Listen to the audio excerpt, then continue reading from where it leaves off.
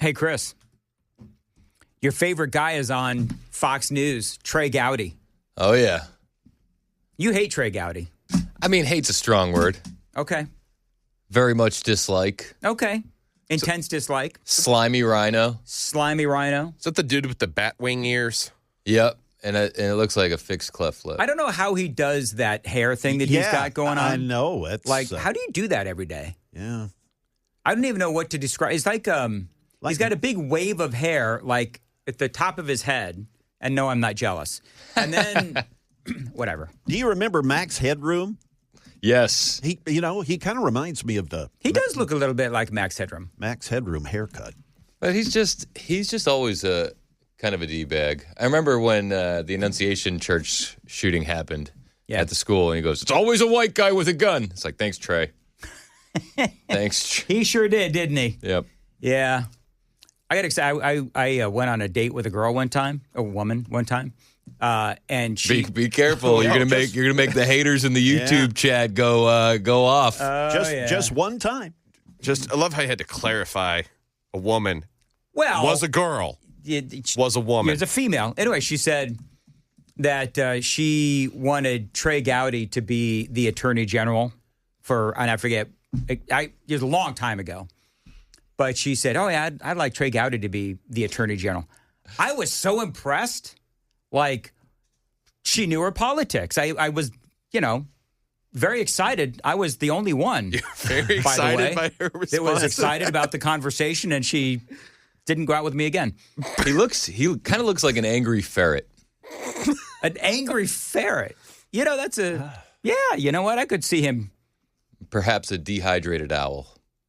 You ever seen a ferret take on like a snake? You ever see those? Yes. Dude, I watch this Instagram channel called Nature is Metal. And yeah. Do you seen that one? Yeah. It's hard to turn away when you go down the Nature is Metal rabbit holes. Nature is metal? Yeah. And it'll just be like, a monkey eating a bird. Just like the weirdest things. Or a shark breaching. Yeah. Getting a bird. Oh, I saw one where it was like a whale had died. So it's floating in the ocean. And the gases are building up in the belly of that whale because of the sun. Right. And then it popped. Then it exploded. Yeah. Have you seen the footage? It's like the 60s or the 70s when that whale washed up, and I want to say it was Washington State, and they packed it full of TNT and just blew it up. Yes. You know They what? couldn't get it into the I've ocean. seen that. I remember that. That was the safest way to get rid of it, or the quickest It just way. rained guts everywhere. The land of unintended consequences. Do you know the AI has ruined everything? You're absolutely right. Right? Because you see, used to be, if you saw something online, that's incredible that happened. And now, like, you see all these things and they're all AI. Yep. And so it's kind of lessened or deadened my interest in, seeing things like that because 9 times out of 10, it's AI. Yeah. And if it's fake, then it doesn't interest me. Yeah. I wish we could go back to when I was a kid. When the gore you saw on the internet you knew was real gore. It's exactly right. The days of 4chan. Rotten.com. Remember Rotten.com? Oh, I remember Rake.com. Rotten.com. I had that bookmarked. Oh my gosh. I did. Is Rotten.com still there? I don't know. Hey, Sam. Nope. It was I ain't dark. doing it. It was Rotten.com was dark.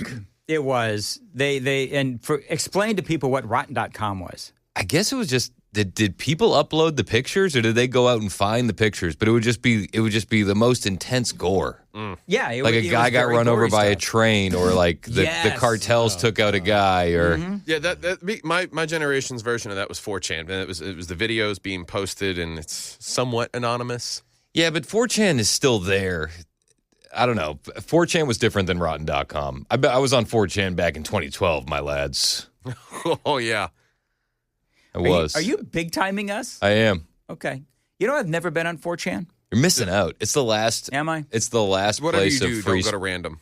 Yeah, don't go to B. Don't go to B. But go to Poll. And, yeah. And you could also probably learn some things on K as well. What's on K? That's just guns, all gun stuff. Oh, okay. It's pretty cool. All right. It's pretty cool. Yeah, something I won't be doing this weekend. But it's hilarious. And if you see a tab that says GIF, click on the one that says safe for work. Basically, every internet meme that has popped up in the past, 2 decades, has originated on 4chan. Pretty much. Like every single one. And it sees itself as the elite image board of the internet, and all of their image boards are not as great. It was better when regular Moot ran it instead of Hiroshima Moot. Yes. But, These words are going right over to I you. know. This is the moment you completely lost me. Dan lost everything. Man. There's a couple millennials and Gen Zers out there that are nodding along with us, though. Like, I remember Moot. Valerie says there was a time when Trey Gowdy was based. I loved him. I don't know what has happened to him.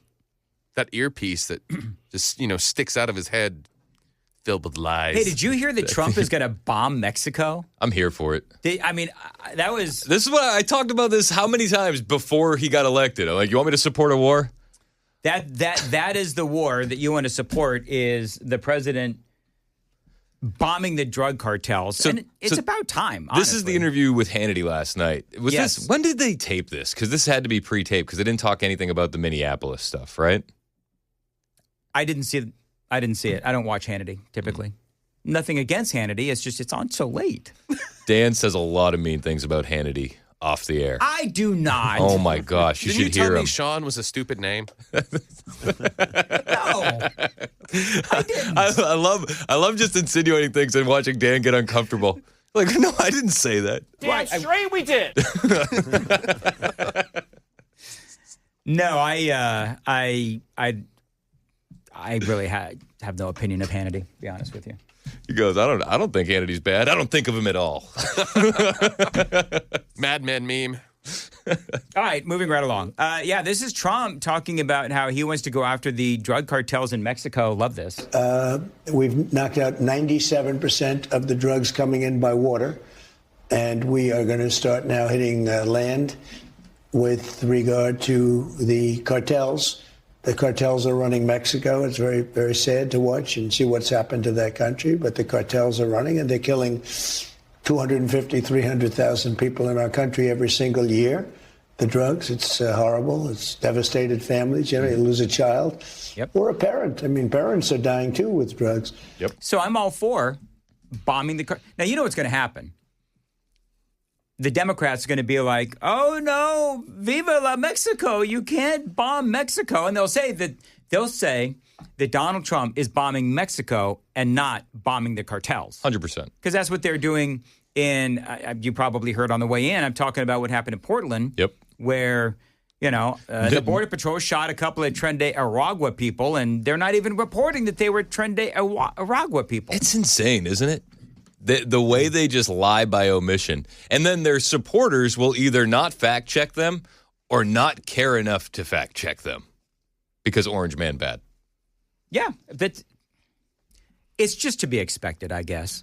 We had a tragedy happen yesterday in the Mandis house. What happened? Well,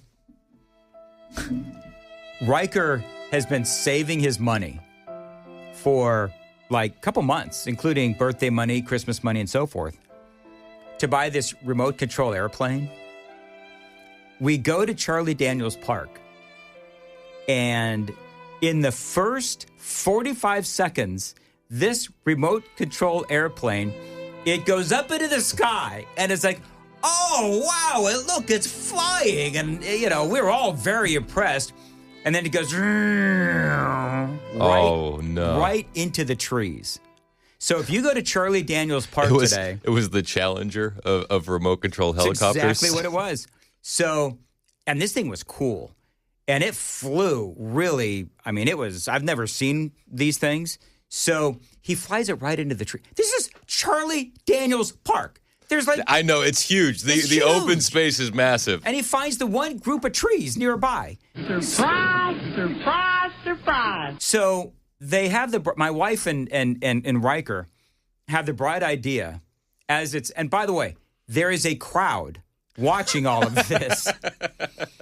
Why don't you go to, if you go to Charlie Daniels Park today, go to the bridge that leads to the new walkway. Go to the bridge, look to the left and up, and you'll see the remote-controlled airplane still up in the tree. That's hilarious. You guys need to go today and place some candles. Or place some roses, whatever, some flowers. So they have the bright idea, my wife has the bright idea, hey, why don't you go down and try to throw some rocks at the plane to try to dislodge it from the tree. Now, realize, again, there is a crowd. Yes. So I am, of course, trying to throw rocks and knock the plane out of the tree. I am throwing like a now 58-year-old man. Did you look like one of the Minneapolis protesters with the snowballs? It's exactly what I looked like. I'm throwing because it's like way up there. I'm like, follow those rocks. Uh-huh. And I didn't even come close. And you know, it's sort of like people are cheering me on. Come on, you can do it. Uh-huh. And then people just start kind of like slowly turning and walking away. The crowd dissipates. The crowd dissipates as my arm is now like down on the ground because I can't move it anymore. At least on the bright side, it was Riker that flew it into the tree. Yep, it wasn't me. Do you know what happened to me 2 Christmases ago? What? Young Bishop got a drone. He was 5, and we went out for the inaugural flight. Yeah. You know, we had the sparkling cider. We popped the bottles. We were ready to go. Whole thing. He wanted Dad to fly it first. Oh, no. Dad put it up too high, and the wind took it. So young Bishop didn't even get a first flight on Christmas Day because Dad lost the drone in a neighborhood over. We got him a new one. Riker said, can you call the fire department to get it out? And I'm like, no, we're not calling the fire department. They've got cats and dogs to rescue. They're not going to rescue your remote control plane. You should have called the fire department for young Riker. Amy said maybe we should. I said, no, I'm not calling the fire department. There was one of those rare moments that I put my foot down. And I said, no, I'm not calling the fire department. So, yeah, it was a sad day. And so it's as far as I'm going to swing by to see if maybe the wind knocked it down. Oh, that's a good idea. Yeah, because I said it's going to be windy and rainy. Good news. The wind knocked it out of the tree. Bad news. The rain shorted the remote control helicopter. You know, that's a really good point because it was raining dogs and cats and maybe even a few gerbils. Yes, it was. So it was really bad. So, yeah, maybe I won't go to Charlie Daniels Park to see if it's, you know.